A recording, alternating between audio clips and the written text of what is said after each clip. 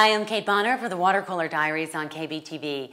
So I've always been fascinated by architecture, despite having been dragged through Europe as a child to every 3, 4, and 5-star site in the Michelin Guide. So when I heard about an outing called the Boat Tour of Chicago Architecture, I thought, hey, that sounds like an entertaining and amusing way to spend the afternoon. So last weekend, I headed out to Chicago and I hooked up with a boat tour narrated by a volunteer from the Chicago Architecture Society. I decided to try out my brand new Canon EOS 40D to provide a photographic essay of sorts. In the 90-minute tour, I traversed the Chicago River and learned about the buildings along the shore, the changes over time, the history of the city, and the influences in building architecture. It was an out-of-the-ordinary afternoon, a beautiful day on the river, and I left the city with a greater understanding of the art and culture that make up the resting place of Al Capone. The boat tour departs from a landing on the Chicago River just below Michigan Avenue Bridge. Traveling at a lively clip, the tour served up architecture in an accessible, bite-sized, almost cafeteria-style narrative. The MC mentioned more than 50 buildings during the 90-minute trip. I was relieved that the boat backtracked down the river, allowing a second look at buildings I had just seen briefly the first time around. We had a duck's eye view from the boat, and our narrator proudly pointed out, among other architecture feats, Mies van der Rohe's IBM building built in 1971 and Bertrand Goldberg's more radical corncob-like Marina City completed in 1967.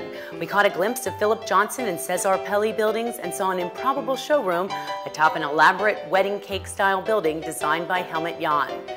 Chicago is an important city in the history of architecture for many reasons. It's not only considered the origin of the skyscraper, but it's also known to be the birthplace of American architecture.